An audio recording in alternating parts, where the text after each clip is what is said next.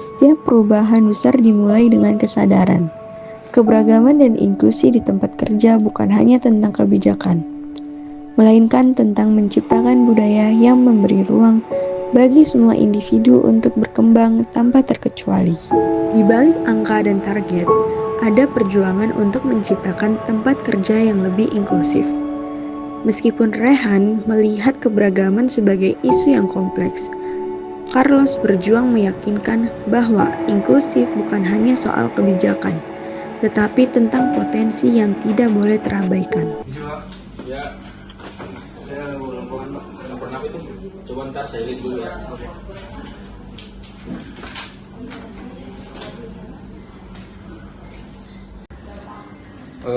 Jadi begini Carlos, saya ingin tetap fokus pada efisiensi. Semua masalah yang kita hadapi dalam manajemen bakat ini harus dilihat sebagai masalah yang praktis. Kenapa kita harus menghabiskan banyak waktu untuk keberagaman dan inklusi? Pak, keberagaman bukan hanya tentang kebijakan sosial. Ini tentang keberagaman perspektif yang dapat meningkatkan kreativitas dan kinerja. Kalau kita hanya mencari cara cepat untuk menyelesaikan masalah, kita bisa kehilangan potensi besar dari bakat-bakat yang terabaikan. Saya mengerti itu, tetapi bagaimana kita bisa memastikan bahwa ini tidak hanya menjadi agenda tanpa hasil? Kita butuh sistem yang efektif. Itulah kenapa saya mengadakan pertemuan untuk mengintegrasikan program inklusi yang lebih besar di Departemen HR. Kita harus memberikan peluang yang sama untuk semua karyawan, tanpa memandang ras atau latar belakang mereka. Namun di lapangan, kesenjangan seringkali sulit dilihat. Al-Al dengan bakat yang luar biasa merasa perjuangannya lebih berat daripada rekan-rekannya. Terkadang, keadilan bukan hanya tentang memberi kesempatan yang sama, tetapi juga memastikan setiap orang memiliki kesempatan untuk berkembang. Tim kita telah mencapai target, Al. Tapi saya merasa kamu perlu menunjukkan lebih banyak hasil. Tidak bisa hanya mengandalkan ide-ide besar. Saya sudah memberikan banyak ide inovatif ya. Namun, saya merasa bahwa peluang untuk naik lebih cepat selalu lebih terbuka untuk rekan-rekan saya yang berkulit putih. Mengapa saya harus bekerja lebih keras untuk mendapat pengakuan yang sama? Saya tidak tahu apakah itu benar. Semua orang di tim ini punya kesempatan yang sama.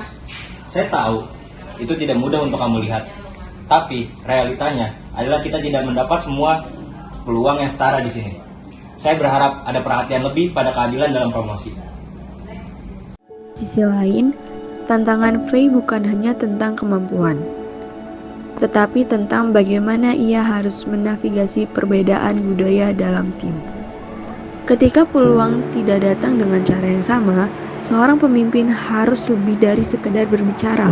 Mereka harus mendengarkan. Faye, saya tahu ini adalah waktu yang sulit untuk kamu. Tapi kamu jelas-jelas memiliki potensi ini. Menurut saya, ini adalah peluang yang besar untuk kamu meningkatkan potensi diri kamu sendiri. Terima kasih tapi saya merasa bahwa saya harus terus-menerus mengembangkan diri saya melebihi daripada yang saya butuhkan. Selain itu, ada banyak tantangan untuk mengelola tim yang terdiri dari berbagai latar belakang dan pengalaman yang berbeda. Dan mereka lebih sering mendengarkan kamu, sedangkan saya harus berusaha lebih keras agar mereka mau mendengarkan saya. Hah? Saya tidak pernah melihat dari pandangan itu. Saya minta maaf ya kalau saya belum cukup peka. Kamu benar, Faye. Tantanganmu memang lebih besar.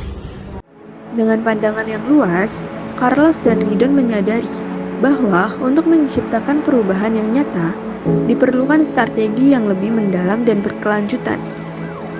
Pelatihan tentang bias tak sadar dan evaluasi proses seleksi yang lebih transparan adalah langkah yang penting untuk memastikan semua bakat mendapatkan kesempatan yang setara.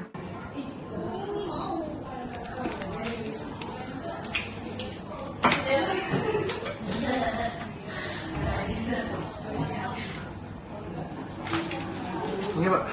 Ya. Pak, kami telah melakukan beberapa perbaikan dalam hal keberagaman. Tetapi saya rasa kita masih kekurangan strategi yang lebih mendalam. Saya ingin mendengar rekomendasi dari pihak luar tentang bagaimana kita bisa mengelola bakat manusia dengan lebih baik di tengah kesenjangan rasial ini.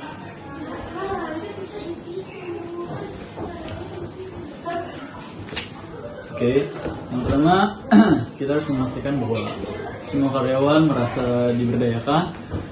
Program ini tentang bias tak sadar sangat penting. Kita juga perlu mengevaluasi proses seleksi dan promosi agar lebih adil. Ada banyak bukti bahwa menunjukkan bahwa karyawan dari kelompok minoritas seringkali tidak mendapat kesempatan yang sama untuk naik jabatan. Setuju Pak, itu sangat benar.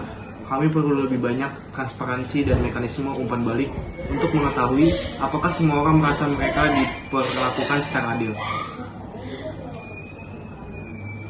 Namun, keberagaman bukan hanya soal perencanaan. Ia juga tentang pengukuran dan penerapan. Rehan mulai melihat potensi besar dalam strategi inklusif. Ini adalah langkah pertama dalam perjalanan panjang menuju perubahan yang lebih inklusif di seluruh organisasi. Setelah mendengarkan dari penjelasan Carlos dan Pak Ridon, saya mulai melihat potensi dari strategi yang lebih inklusif. Tapi bagaimana kita bisa mengukur hasilnya dan bagaimana kita tahu jika perubahan ini benar-benar berdampak? Nah, jadi begini Pak, kita harus menetapkan indikator kinerja yang jelas untuk keberagaman dan inklusi. Selain itu, melibatkan seluruh manajemen dan karyawan. Proses ini adalah kunci. Ini bukan hanya tentang kebijakan, tapi tentang perubahan budaya. Ini adalah langkah besar yang harus kita lakukan, Pak. Jika kita ingin menjadi perusahaan yang sukses di masa depan, kita harus memastikan bahwa semua bakat, tidak peduli warna kulit, warna hitam, atau warna putih, pasti bisa berkembang. Baiklah, mari kita mulai. Kita akan melakukan ini secara bersama-sama. Setuju? Setuju. Makasih Pak. Yuk. Saya paham dulu ya. Oke Pak. Oke. Keberagaman bukan hanya tentang membuat kebijakan yang adil, tetapi tentang merayakan perbedaan dan memastikan bahwa setiap individu merasa diberdayakan untuk memberikan kontribusi terbaik mereka. Ketika tempat kerja menjadi jembatan bagi semua bakat untuk berkembang, maka masa depan yang inklusif bukan lagi sebuah impian, melainkan kenyataan.